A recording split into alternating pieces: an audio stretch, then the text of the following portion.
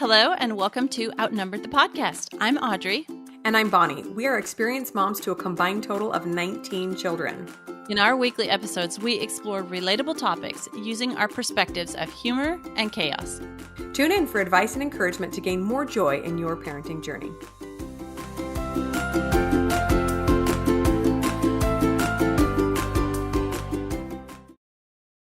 Welcome back, everybody. We are ready to talk to you about another topic today in our marriage series. So we've talked a lot about how to help kids navigate technology, but we think it's pretty important to talk about this topic in the context of marriage as well. So that is our topic today: marriage, navigating technology in your marriage. Yeah, absolutely. Two things that are very important to us for vastly different reasons, obviously, but technology is a huge part of our life today, and hopefully our spouses as well, and we want to figure out how to navigate them together, right? Okay, so I wanted to share a humor segment with you guys today. A while ago, my daughter, we're technically not YouTube watchers around here as far as children go, only for experiments or something fun we're watching together. But my daughter had kind of snuck off and watched some dumb videos by herself. And a couple of them were like pranks to pull.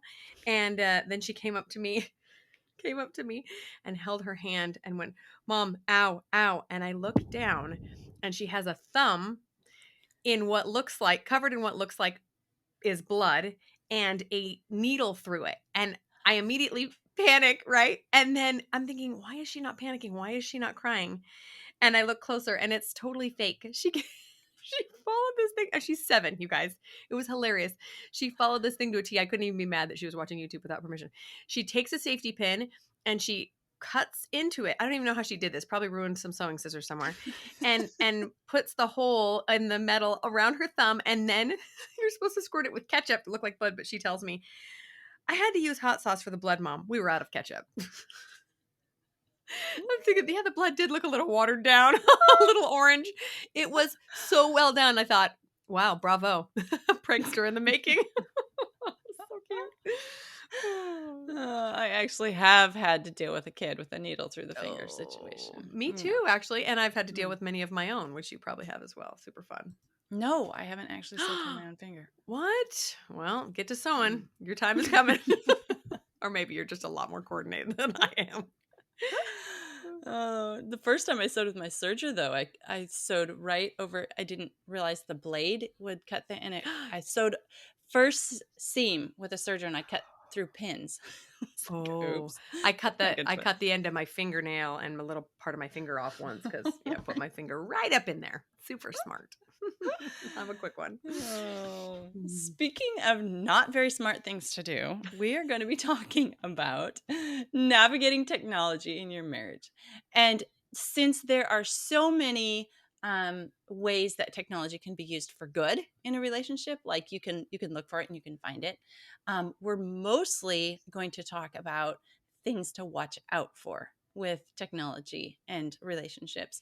And we'll touch on some of the good too, because we found ways to use that. We've got a bunch of tips for you guys and then just some general thoughts. And just like we talked about in our episode on helping kids navigate technology, we're the first generation married with technology, with a phone in our pocket, like that available. So we're like, we haven't had our parents tell us how to navigate this kind of situation. And so we've got to figure some things out. And then hopefully we can pass on these lessons to the next generation so they don't have so many of the same issues that some of us and our colleagues have run into. I know. Yay for us, right? This glorious generation of guinea pigs where we don't know what we're doing. We're just trying to figure it out as we go. I was just thinking about the last 20 years. What has happened in technology? I mean, we think the last 50 to 100 years has been big. What about the last 20 years? We went from, gosh, I guess there were sort of cell phones, but they weren't great. And people still had corded phones. And we were just watching a TV show that came out in 2001, and they were still using cordless phones at the workplace to call each other, which we thought was cute. They'd stick them in their back pocket and walk around the office.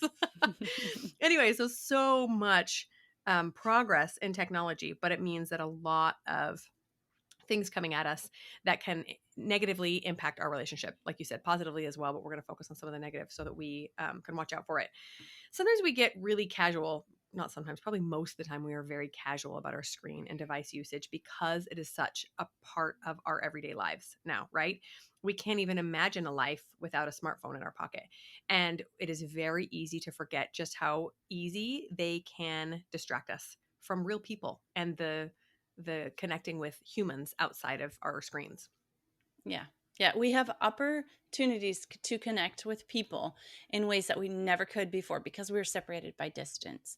Now, I bet every single person listening to this has heard or has had their life touched by somebody who found somebody else on Facebook and resumed an old relationship and destroyed another one because of it. Whereas that could not have happened in the past because of just being separated by distance, and that could not happen. So there's opportunities out there for connecting with people you know, friends, or people you've never met before that can be your friends. And it's a whole mind-filled path that we have to navigate, and it's something new, and we call it an opportunity, but maybe we should be calling it a, I don't know, what's the word that's opposite of opportunity? I think it's an opportunity cost, honestly. There are some amazing opportunities, but there's a cost involved. Yeah. Think about I have a friend who found her husband on the internet, and they got married just a few years after me. And I remember when she decided to marry him, we thought, oh, this is still a little weird for us. It's like 15, 16 years ago. Um, but now, oh, totally normal. It's actually a little weird to meet someone in person first and end up together, right? You meet online or friends of a friend online or something. So, yeah, it's just this new normal. Okay, so let's move on to the concept of priorities, right? So Stephen Covey has a really cool chart that he shares in a couple of his 7 Habits books. And I think he calls them his 4 quadrants. And they involve 2 columns. One is urgent and one is not urgent. And then 2 rows. One is important and one is not important. Obviously, when something is urgent and important, then that's an essential place to spend some time, right? Like, for example, a kid cuts off a finger. That's urgent and important. Stop what you're doing, go to the hospital, right? Something that's not urgent but is important tends to get left by the wayside sometimes, like deepening family relationships versus something that is not important and urgent. So if this is sounding confusing, I highly recommend you just Google Stephen Covey's 4 quadrants. You will see how it's all laid out. But the important thing to remember is that the important things are not always urgent, but they must be kept at the forefront of our priorities, or other things will fill their place. Yeah. Cell phones, devices are set up so that they are intended to be urgent. Mm-hmm. You get that little ding, that little notification. We're just like Pavlov's dog. We hear the ding, we start drooling. We hear the little text message, we pick up our phone, right? Even Mm-hmm. if we're in a conversation with a real person and it's, whatever, it's like, oh, like even your eyes, like maybe you don't pick up the phone, but you hear the ding and, oh, there goes your eyes, right? There goes your Mm-hmm. attention. Mm-hmm. It's Mm-hmm. urgent. It's set up to be urgent. It's like a little child that wants your attention. And with your little child, you'd be like, be quiet. We're having a serious conversation. We'll talk to you when we're done. But with the phone, we're like, what was that? What was that? Right. And now we have it like on our watches. So like we can even sort of, like glance at your watch, or whatever. Mm-hmm. So, Mm-hmm. so that's just an example of that urgent versus important, really.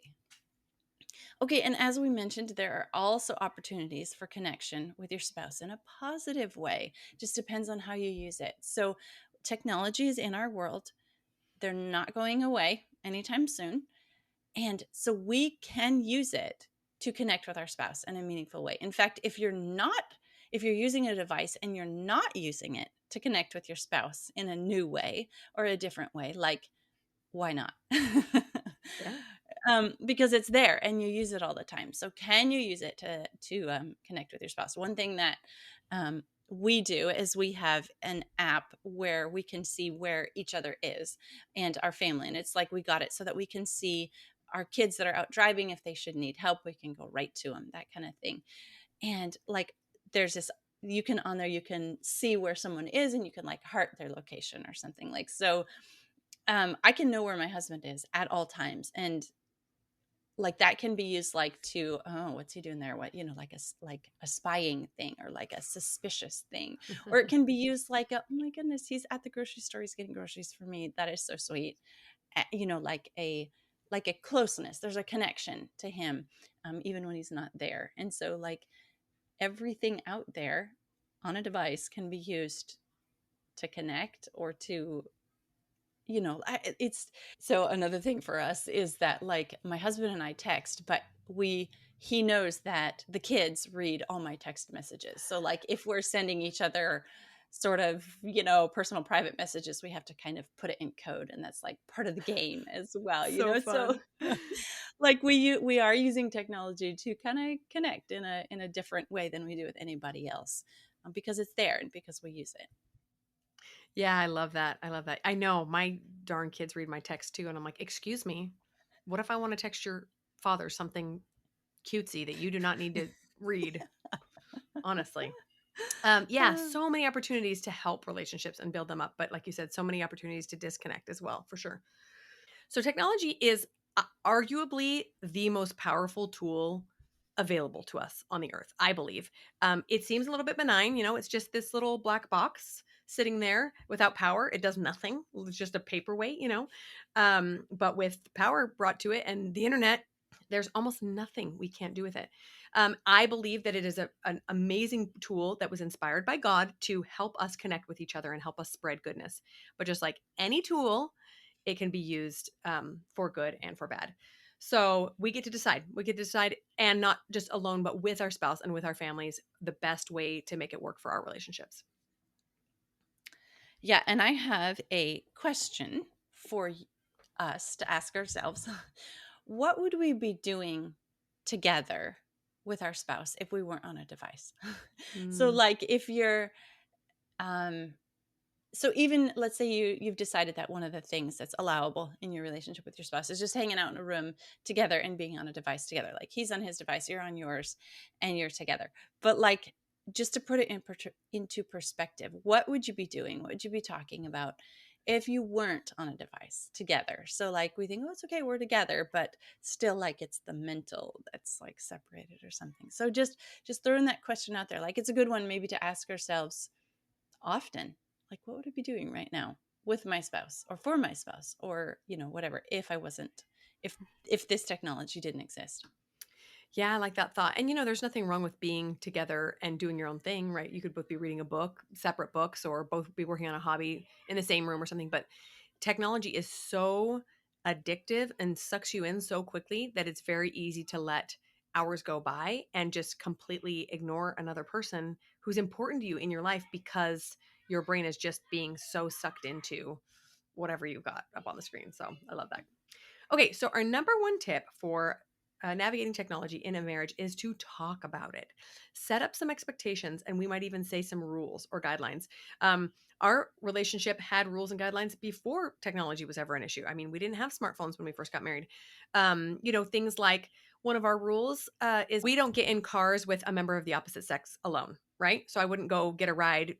Let's say I went to work. I wouldn't go get a ride to work with a male coworker. That's just one thing that we've talked about. So you should have these same guidelines surrounding technology, and you get to decide what those are. But if you have a nice, peaceful conversation where there's nothing divisive that's coming up, it's just a very benign conversation. You can talk about this without any feelings being hurt or emotions, or you don't want to cast blame. You just want to come to an agreement on what your technology usage looks like. Yeah. Okay, so now how does this work? Because all of us have already had devices. I bet everybody listening has a device and their spouse has a device. So like how does this work? You're already in a relationship. Maybe you don't have any rules, guidelines, boundaries set up and you wish you did. Just start small. Hmm. Like don't create a big list, because there is this huge addictive element of devices. You're not going to be able, most likely, to set up and complete a huge list of rules and guidelines and make huge changes. So just start a little bit. Just start with a little bit. If you're not there, if you don't have those rules or guidelines or boundaries set up already, and whatever you do, talk about it. Talk about it, because you can be over there resenting your spouse's usage and they not know anything about it. Like, Hmm. how would they know? We have a whole episode on communication and marriage. And so I don't know. I think these devices are communication devices primarily. I mean, they can't cook, they can't do our taxes, they can't, mow the grass. they're communication things. So keeping communication outside of technology completely open is probably why it's our number one tip, because this is a communication device and we have to get it into our flow as well and get it part of our system. How do we do it? So like what we're talking about here for guidelines and rules is like when you're on the usage. Okay, you're on Facebook. Like, do you have private messages with, your old high school sweetheart? Like what is the guideline there? Like, just as you wouldn't say go to a gym and meet run into your old high school sweetheart and then say, hey, let's go get a coffee, and then have like a 2 hour long conversation. Like, how would you supposed to feel about that? So Mm-hmm. where do you go on the internet? Where does your mind go? Where does your thoughts go? Your emotions? Mm-hmm. Like, so there's just certain things, places on the internet that you don't go. Like, you and your spouse have talked about that and agreed about that. Like, there's so many danger places to go. But then also, I mean, I don't even know. It's going to be different for every couple. Like, what is territory for you or for your spouse that might be getting into something that's going to make the other one not feel like they're your number one Yeah. sweetheart. Yeah, I love that. Yeah.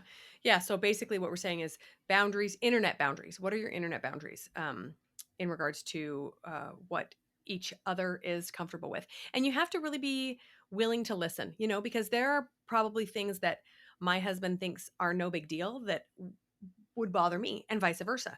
But that leads us into tip number 2.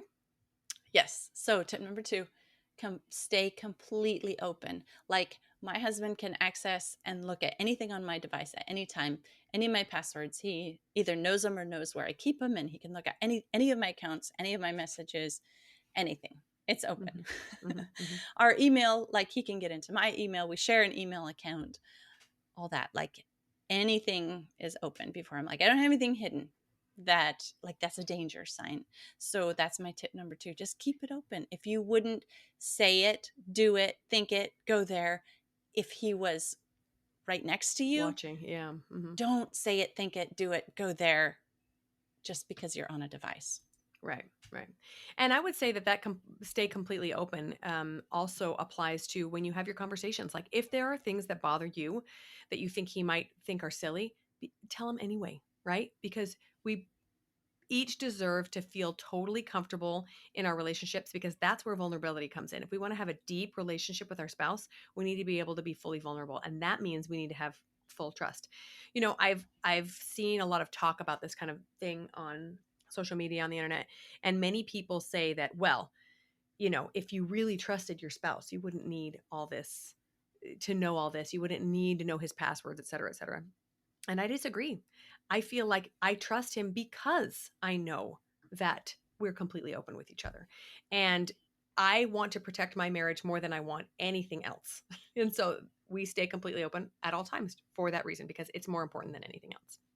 Yeah. Yeah. I think the frequency with which my husband and I read through each other's emails and messages is very seldom. Yeah. But that we can is Mm-hmm. like the openness, the Yes. honesty. Yes. Mm-hmm. Right. Okay. So tip number 3, also, we need to agree on boundaries or guidelines, like logistical boundaries and guidelines when it comes to our devices. So, for example, phones in the bedroom. Do you bring your phones in the bedroom? Where do you charge them? Do you take them to church and use them there? Like, any number of things that might make you uncomfortable or make you feel like there needs to be a guideline surrounding them. Yeah. How about date night? Yeah, yeah. What if How you take about it on date night, but it always stays in your pocket or something like yeah, that, right? yeah. How about when you're eating? Mm-hmm. Like The dinner these table, yeah, yeah, family dinner. yeah, Mm-hmm. dinner, yeah. So just some something else to talk about. Communicate. It's a communication device. Let's communicate about this communication device. So these physical boundaries. Um like, one thing that I don't like, there's so many reasons like why we have a no phones in the bedroom rule, but that device is always listening. It has a camera. Okay. I mean, it does. So, like, if we're going to have a personal conversation or something, who's listening? Yeah. who's watching, because the camera and you can't say it's not always listening, because I know you've talked about Fritos and then you start getting ads for Fritos popping up, right? You know it's listening. Oh, Yeah, so really don't anyway, want it listening in the bedroom, that's for sure.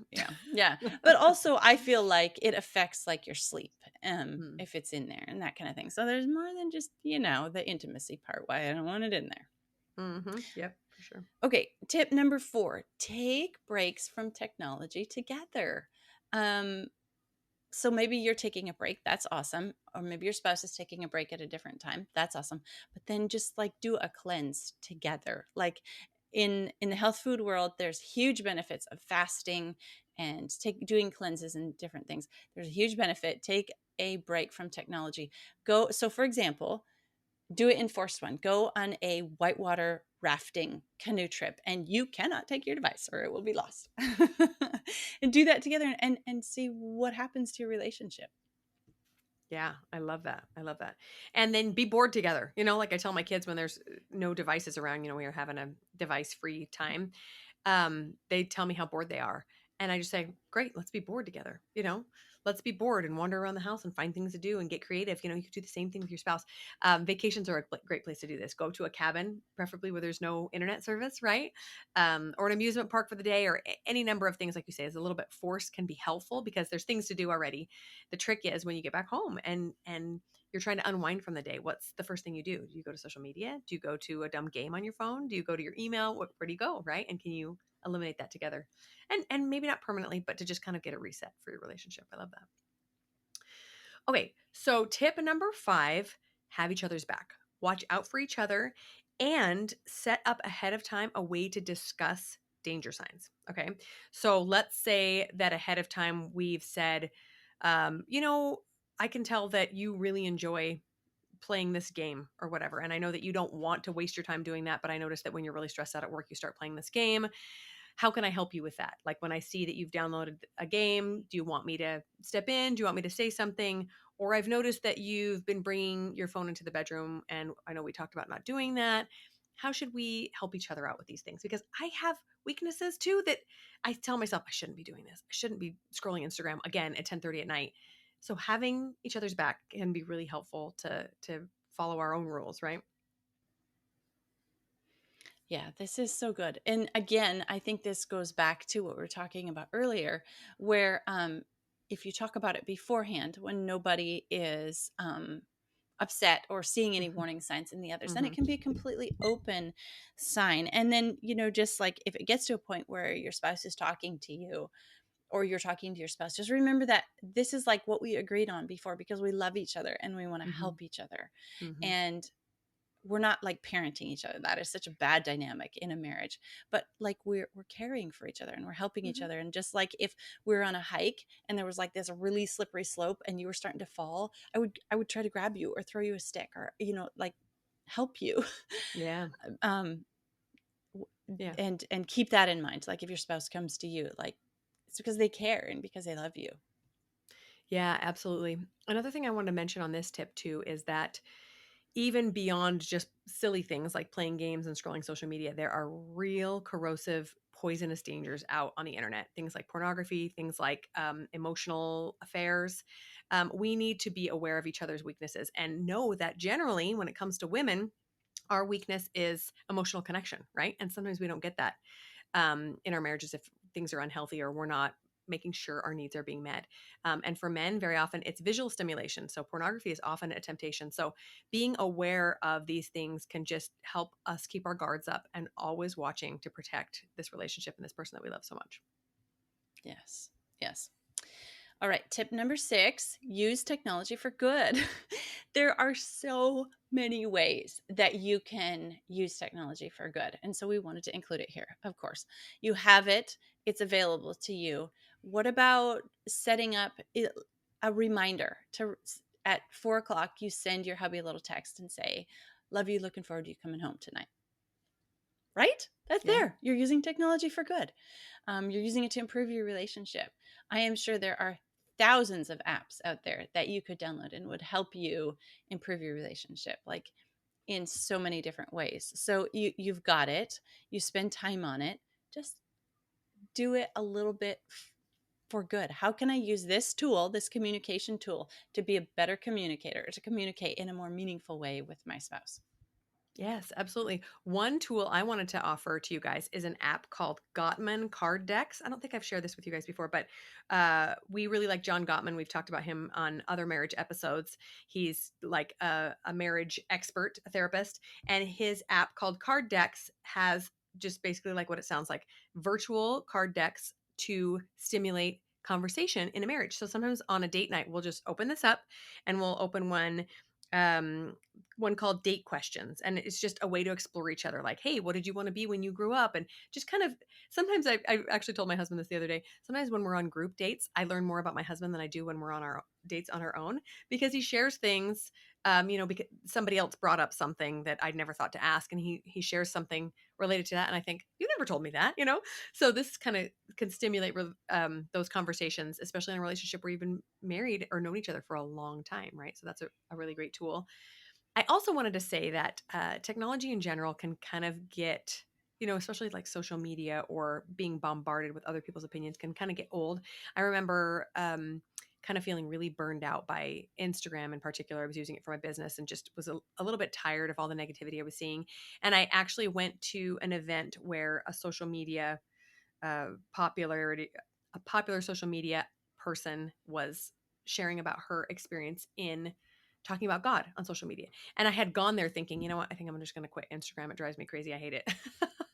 And she went on to say, just talk a little bit about all the good that she was doing online. And I just thought, wow, I guess maybe just need to change my attitude, right? And the same thing goes for our relationships, right? If we feel like it is pulling us apart, look for ways to flip it on its head and get us pulled together. Absolutely. Yeah, that is like I said before, technology is not going away. So let's learn to use it in ways that help each other and help our relationship with each other. Tip number 7, be sure to model the behavior that you want both your spouse and your kids to follow in regards to technology. And this is so hard. It's the one we never want to talk about, right? Just the other day, my son, we finally got my oldest a smartphone. And so I've been kind of like always on edge, watching what he's doing, seeing how he spends his time. And the other day we were sitting down to watch a movie together as a family, and he was doing something on his phone. And I said, can you just put that down while we're enjoying another screen together? And he brought up the fact that sometimes I do that. Sometimes I'm checking my email while I'm sitting there, bored to tears with a kid's movie. But I thought, oh, dang it, he's right. How often do I model really bad technological behavior that I do not want my kids to follow? Yes, yes. And thinking about it here specifically, because I have kids that are getting into relationships, older and into relationships and married. Like, what kind of relationship, technological relationship, do I want them to have with their spouse? Or what kind of Mhm. relationship do I want them to have with their spouse that involves technology? Because it's going to be there. And how can I model for them a healthy relationship that includes technology? Because it's going to be, they won't be the first generation navigating marriage and technology. Like, I want to have some tips to give them. I want to have modeled good Mhm. behavior. I want to share my mistakes that I made and learned from. I remember when I first got a smartphone, there was these, I was kind of attracted to the word games, like games that yeah, just different word games. I love words. I love, like, it wasn't like crosswords, but there's all these different versions of word games. And then when one of my kids got there, and I kind of worked through that, and got like, I don't do that. It's kind of a waste of my time, even though it's fun or whatever. Not unhealthy, not an unhealthy thing to do, or a bad thing to be doing. Words, exercising your brain, and all that, but just a time waster. So then one of my kids got their first smart device, and here they were doing word games, and I was like, oh, where'd they learn that from? Right here. Hmm. They learned it from mom.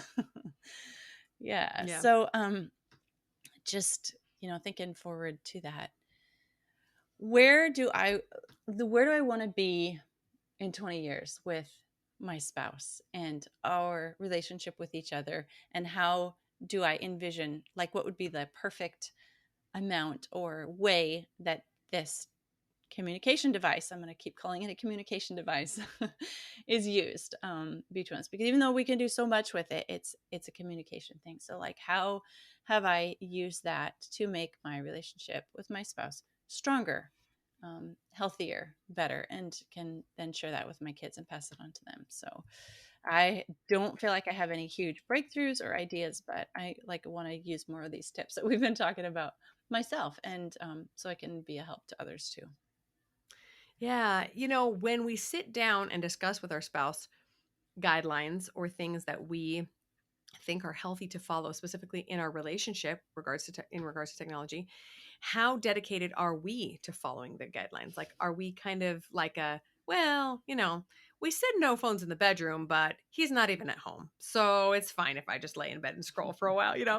Sometimes we like to be a little bit more lax with ourselves than we are with other people, right? Like, I'm always getting on my husband for throwing his dirty socks on the floor instead of in the hamper, but how often do I throw it's not socks, it's pajamas. I hate socks. I don't wear socks, but like, let's be honest, are they going to want to follow the guidelines when they see our own behavior? Are we treating them as like a non-negotiable? Like, this is what we agreed on, and so I'm going to honor it, right? If we want our spouse to do the same, it's got to start with us.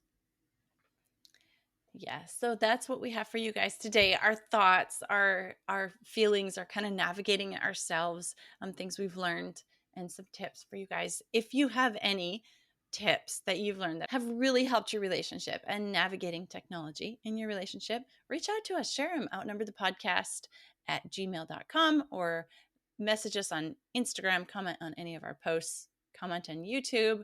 We want to hear from you guys, because this is like a learning thing for us too. And we're taking in all the information that we can and learning it too. So we hope this episode has been helpful to you guys. We hope you guys can help us more with that. And we'll talk to you next week. I'm Audrey. I'm Bonnie, and we're outnumbered. Thanks for listening, friends. Click the link in the show notes to subscribe to our email and never miss another episode. Show us some love by leaving a review on iTunes or sharing the podcast with a friend.